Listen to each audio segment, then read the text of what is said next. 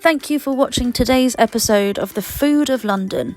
Remember to subscribe and like our videos on YouTube, and to like and share our videos on Instagram and Facebook. Between 1939 and 1945, the United Kingdom faced one of its greatest challenges, the Second World War. This was a war that would cause destruction and devastation in so many ways, and on a scale that had never been seen before. These 6 long years plunged the UK into so much uncertainty, and the people had to endure bombing of their towns and cities during the Blitz, as well as attacks from flying bombs such as the V1s, or doodlebugs as they became known. In all, around 60,500 civilians were killed, and just over 86,100 were seriously injured. Another complication came with food supply, as Britain imported a great deal of its food, and German attacks on merchant shipping and the London dockyards threatened the public with starvation. Rationing of food began in January 1940, and clothes the following June. By 1943, virtually every household item was either in short supply and had to be queued for, or was simply unobtainable. The rationing scheme was designed to ensure fair shares for all at a time of national shortage. Every man, woman and child was given what was known as a ration book, which was filled with coupons, and these were required before rationing goods could be purchased. Basic foodstuffs like sugar, meat, fat, bacon and cheese were directly rationed by an allowance of coupons. But not all foods were rationed. Fruits and vegetables, for example, were never rationed, but could be in short supply at times. So the government encouraged people to grow crops in their own gardens and allotments. Many parks, lawns and public spaces were also used for this purpose. Even the Tower of London got involved by converting its old moat into vegetable patches. This incredibly successful scheme became better known as digging for victory. Fruits that were already growing in the UK were things like pears and apples, as the first seeds for these had been brought to the country and cultivated by the Romans back between the 1st and 5th century. Creative and resourceful minds began to work with the small amounts of ingredients that could be obtained and work to make foods that were not only economical but also very tasty. One such dish was known as the crumble. Some say that the crumble is actually a dessert of Anglo-Saxon origin, dating to around the 5th or 6th century. This may well have been the case, but its popularity increased dramatically during the Second World War. The minimal ingredients and use of an oat or breadcrumb-based topping made crumbles the ideal alternative to pastry-heavy fruit pies. The most popular of the crumbles were the apple crumbles, but today we're going to show you a slight variation using peach and pear. This week's recipe you will need 100 grams of plain flour or gluten-free flour, 100 grams of unsalted butter, cold and cut into pieces. Alternatively, for vegans, you can use vegetable spread. You'll also need some extra butter or spread for greasing. 100 grams of oats, 100 grams of soft brown sugar, 1 can of pears, 1 can of peaches, 1 teaspoon of cinnamon, 1 tablespoon of honey, and custard to serve. Hello! Hello, welcome to Cooking in the Nude. Not really. Right, today we're making crumble, which I'm sure you've heard all about in the historical aspect of the show. So, first of all, get flour. Flour and put that in the bowl. Okay? Put that in the bowl. Then we get the oats. This is what we do with those. Are you going to put them in the bowl? Put them in the bowl, oh my God. There, that bowl right there. And what I like to do is I like to get a spoon and I like to just stir them up, stir them up before we put the sugar in. Generally speaking, you can mix with just flour if you want, just 200 grams of flour. But as a rule of thumb, you put in half as much sugar as you do this, which I think of as the crumble topping. See? You have crumble every week, don't you? We have crumble every week for Friday night dinner, which has become something of a tradition since Luca, my son, has got his new apartment not far from here. He comes over on Friday night, which is we're from a family where Friday night dinner would have been quite important in past generations, coming from a partly Jewish background, as we do. So I mix those up, right? Then what we do then is we put the butter in. Now, why is it cubed? It's cubed because of what you want to do is work them together until it's the sort of consistency of breadcrumbs. And I find the easiest way to do it is with your hands like this. Just get in there and work it in. So. Is it quite difficult to do this if the butter is chilled? I would have thought it'd be better if the butter was a little bit softer. Yeah, you would think so, wouldn't you? It's kind of counterintuitive. You can use it with softened butter, but it will take you a lot longer to work it up into breadcrumbs. And what you want to do, you want to work it all up into this mixture until it's all kind of the texture of breadcrumbs, you see? You know, you ain't got to be fancy about it, just squish it up.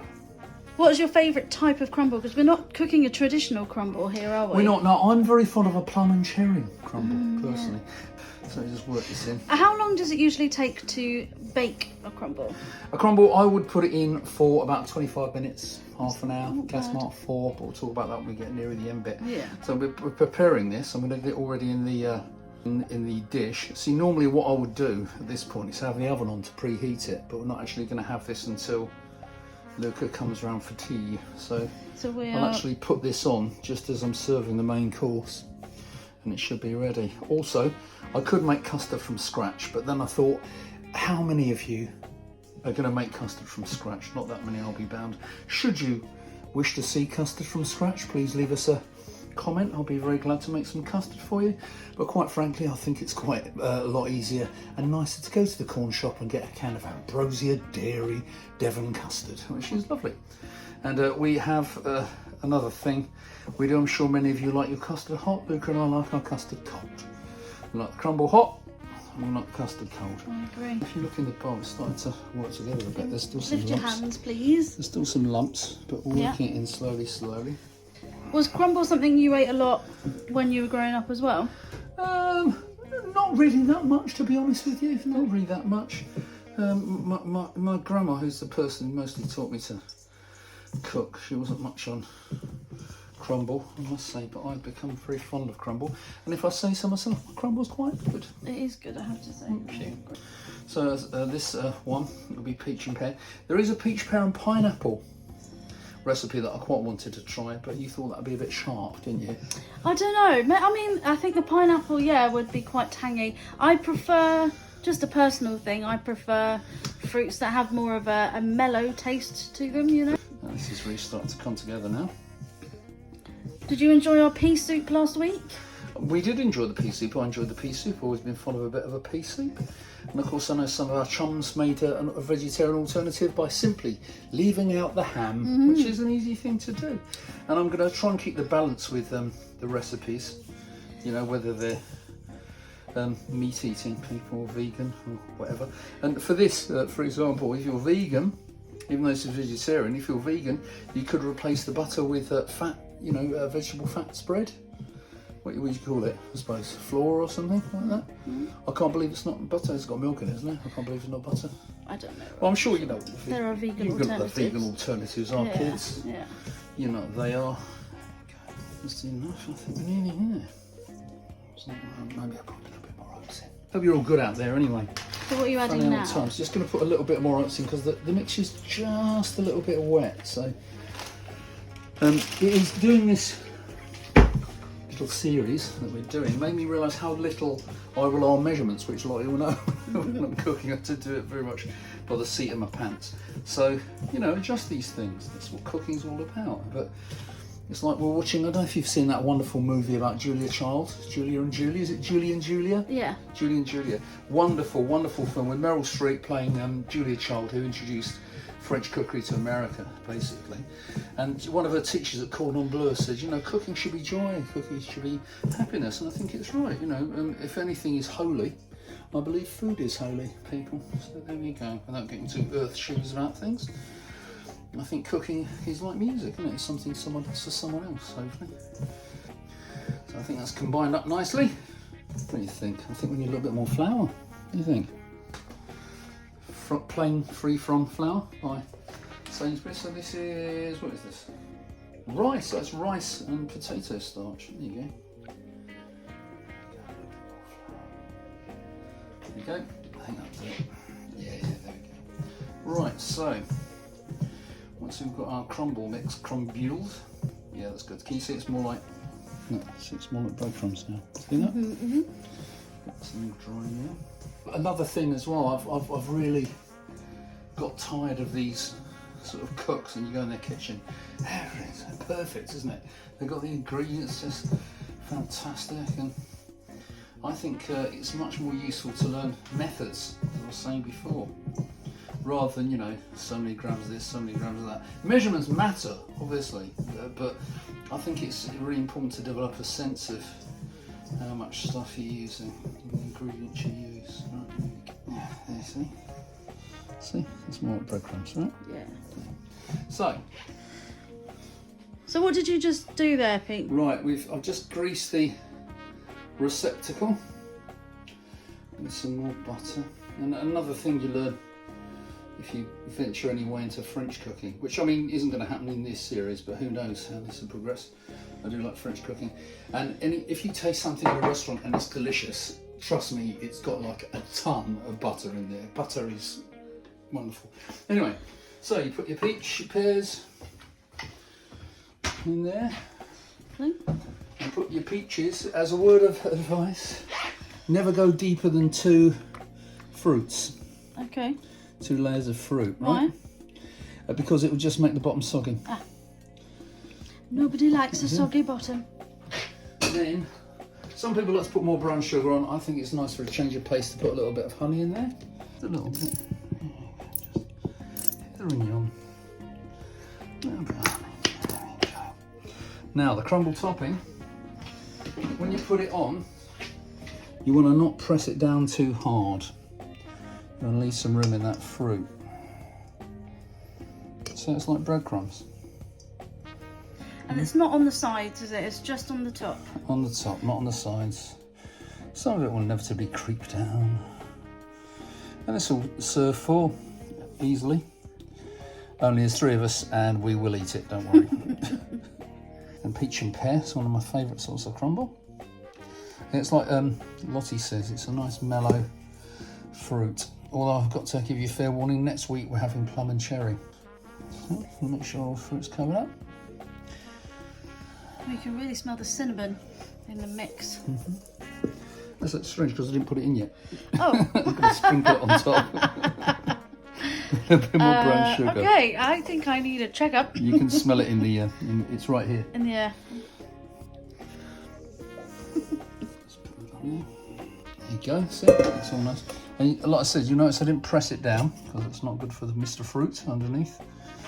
There we get a little bit of cinnamon. A little sprinkle over the top like that. That's a little sprinkle. There we go, that'll make it all lovely.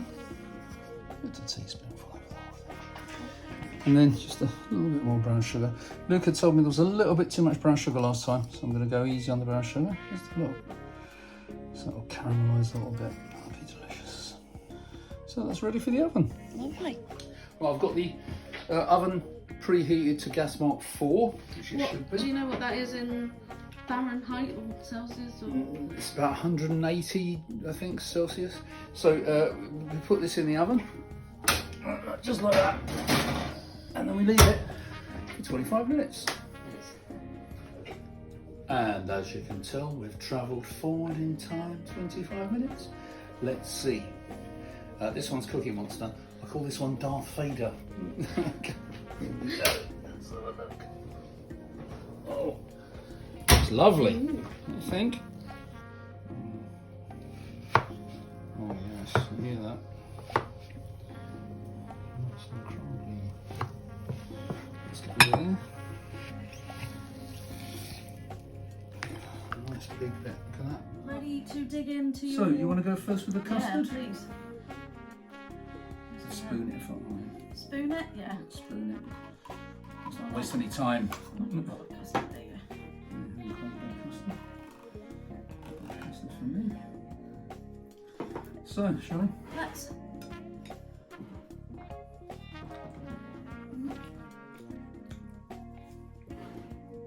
I need to take another one because I didn't have any crumble.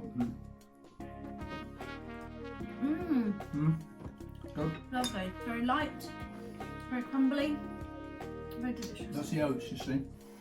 If you use all flour, the flour soaks up all the butter, it makes it a bit heavier, makes it a bit more sort of fatty, but I think it works like that. So there you go then. There you go.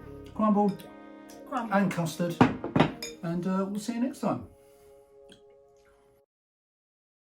Thank you for watching today's episode of The Food of London. Remember to subscribe and like our videos on YouTube, and to like and share our videos on Instagram and Facebook.